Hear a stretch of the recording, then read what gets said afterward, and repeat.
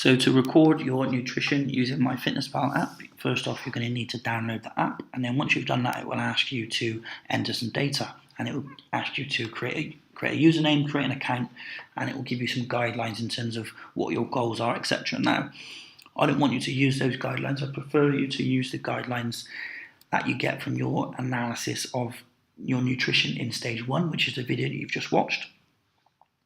And you can use those figures to go off of. Now, if I take you to the home screen, this is the first screen that you'll land on. You can see at the top where it's giving me a calories goal to try and achieve. Now, I'm not going to worry about that goal, especially as I don't want you to worry about it, because you're only doing at this stage a 3-day analysis. So it doesn't actually matter what your goal is. It doesn't matter what the stage 1 analysis told you to do, told you should be achieving.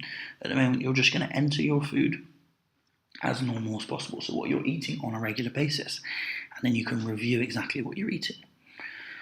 So to enter your food, to start off with, you need to press the blue plus at the bottom and select food.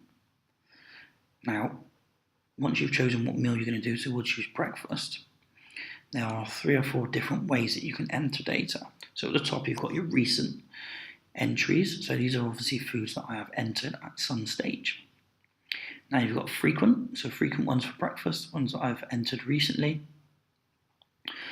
You've also got meals, so you've got breakfast from 2 days ago, so those 6 items, 1200 calories, 1100 calories.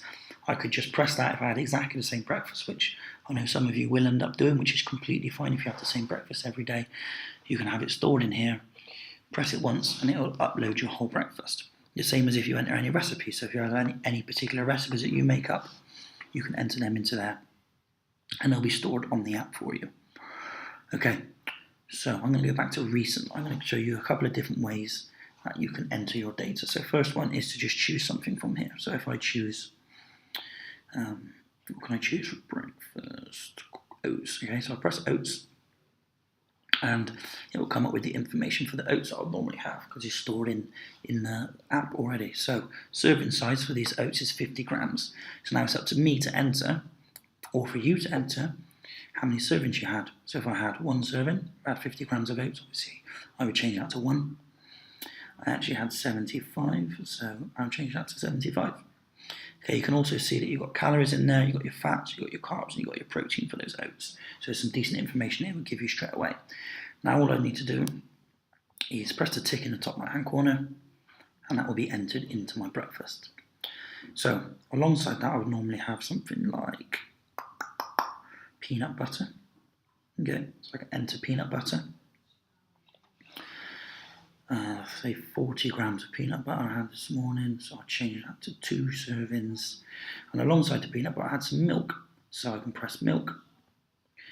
Along with the milk that I drank, that's going to come up to about 375 ml. So I can tick that, press the top right hand corner to tick again, and it will enter that data for me. Brilliant. Now there's something on there that you haven't had before. You might have to search it. So you can go into the search, and I'll put in banana, and I'll put in Asda, so a banana from Asda for example. I can find the sort of the entry that fits what I've had, so a medium banana, that'll work fine. Again, it's got all of your calorie, protein, fats and carbs information in there. I had 1 medium banana, I can press that tick in the right hand corner. Perfect, that gets entered. Now, the other way, which is going to be useful for you guys to enter foods, so you can press the add food button again. This time, you can scan a barcode. So if you see in the top right hand corner, next to where it says search foods, there's a barcode. So you press that, and it will open up a barcode scanner. Now I've had these yogurt topped bars this morning. I've had one of those, so I can add that in. So it will scan the barcode. This is really good if you just want to go around your kitchen and scanning things, scan your whole kitchen, enter all the data into the app and store it in there. It's really good for that. And again, it's got all your information, same as what would be on the packet. If you wanted to check it, obviously enter your serving size and then press tick, or enter your number of servings, sorry, and then press the tick. And again, that enters the food into the app. So breakfast, just over 1,000 calories. And you can see that comes up at the top. You can see it comes up where it says breakfast as well. Now all you would have to do is enter that for the remaining food that you've had during the day, so lunch, dinner and snacks. Don't worry about entering any exercise for now. Just focus on the food.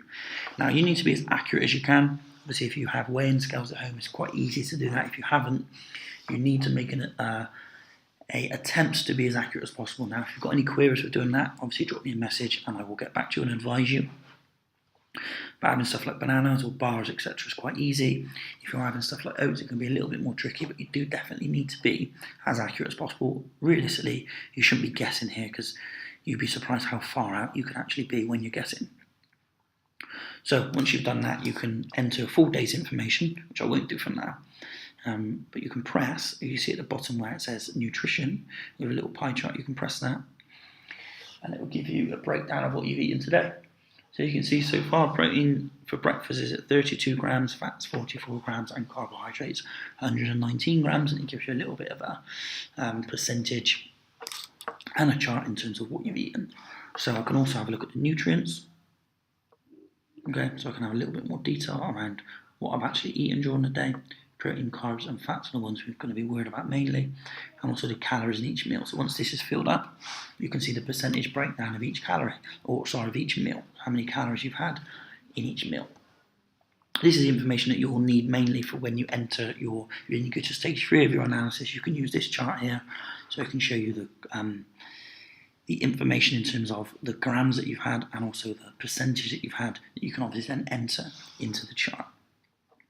One thing to be aware of is that if you're entering like homemade stuff or you search in the app and stuff comes up, you always want to make sure that there is nutritional information in there. Now, something that I come across often is when it'll say like 300 calories. If I've had a chili con carne or something, someone else has entered that into the app, so they've stored it in there, and the app will then uses that.